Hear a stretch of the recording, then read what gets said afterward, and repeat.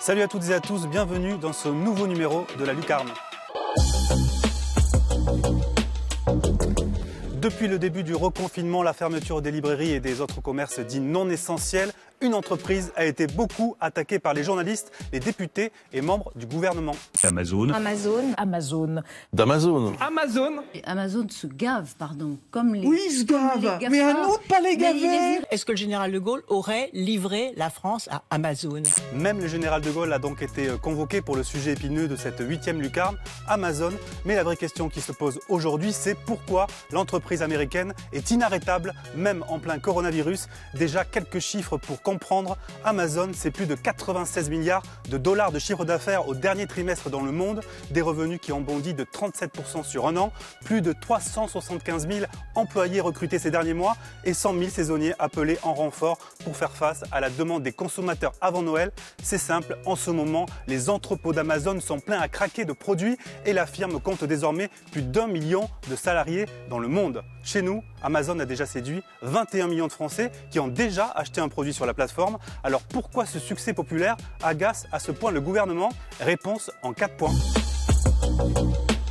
Le premier, c'est la fameuse rupture d'égalité. À moins de 2 mois de Noël, alors que la plupart des boutiques sont fermées, Amazon reste le seul magasin grand ouvert. On peut tout acheter en ligne, Aucun rayon n'a été interdit par les autorités. Cette torche, par exemple, ce n'est pas un produit essentiel, mais c'est la star de sa dernière pub diffusée la semaine dernière.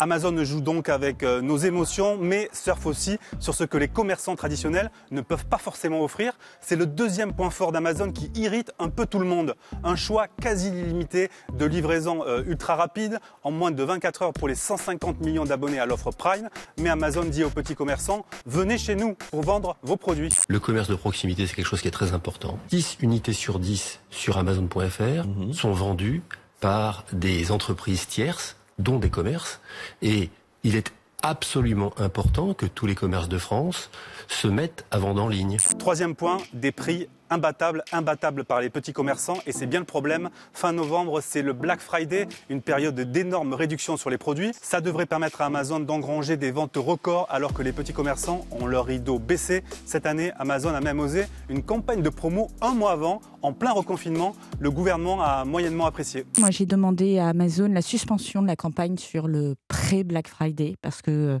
ça n'était pas du tout approprié dans ce moment où 200 000 commerçants vont devoir fermer leurs portes. Mais ce coup de pression n'aura servi à rien. Le boss français d'Amazon l'a dit la semaine dernière, pas question de renoncer au Black Friday. Je ne vois pas pourquoi on priverait les entrepreneurs français et les fournisseurs français de cette manne qui est celle de Black Friday. Et enfin, quatrième et dernière raison de cette guerre gouvernement-Amazon, c'est la principale, une histoire de gros sous. C'est la raison pour laquelle certains membres du gouvernement tapent très fort sur la plateforme. Amazon n'est pas un contribuable hyper généreux. Comme tous les GAFA, Amazon ne déclare en France que son chiffre d'affaires. Nous avons une contribution totale fiscale en France en 2019 de 420 millions d'euros. Plus de 400 millions d'euros, c'est beaucoup, mais ce serait sans doute largement plus si Amazon payait des impôts sur les bénéfices, comme la plupart des sociétés, parce qu'Amazon en France, c'est monstrueux, 30 000 employés, 20 entrepôts et 17% de part de marché sur la vente en ligne. Amazon, super puissant, oui, mais pas tant que ça pour Cédric O, le monsieur numérique du gouvernement. Le e-commerce, c'est 10% du commerce en France. Amazon, c'est 20% du e-commerce en France. Il n'y a pas un pays européen où Amazon est plus bas qu'en France. Et donc la psychose française sur Amazon n'a absolument aucun sens. Cédric O se sent bien seul, mais Amazon n'a pas vraiment besoin de lui. Derrière la vente en ligne, l'entreprise est un monstre de la tech, déjà leader dans d'autres secteurs hyper stratégiques. L'un d'entre eux, le cloud. L'entreprise héberge les données de milliers d'autres boîtes dans ses centres de données à travers le monde, ce qui lui permet de contrôler en partie leur business. Si vous regardez Netflix par exemple, en streaming sans aucun bug, c'est grâce au serveur d'Amazon. Chez eux, ils appellent ça le Amazon Web Services, et cette branche est l'une de celles qui rapporte le plus à l'entreprise, 35 milliards de dollars en 2019, des revenus en hausse de 29% rien que sur les 3 derniers mois. AWS has a commanding lead in the cloud right now. In fact, if you add up number 2, 3, 4, and 5, they add up to what AWS does. Et les numéros 2, 3 et 4, ce n'est pas n'importe qui. On parle ici de Google, Microsoft et IBM.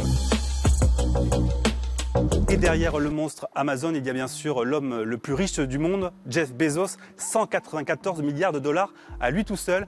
Il investit partout, dans le cinéma et dans la production de séries avec Prime, dans la conquête spatiale avec Blue Origin et bien sûr dans les médias. Après avoir acheté le Washington Post en 2013, Jeff Bezos aurait une nouvelle cible, CNN, l'une des chaînes d'infos les plus regardées au monde. This is CNN, the most trusted name in news. Bref, vous l'avez compris, Bezos n'est jamais rassasié.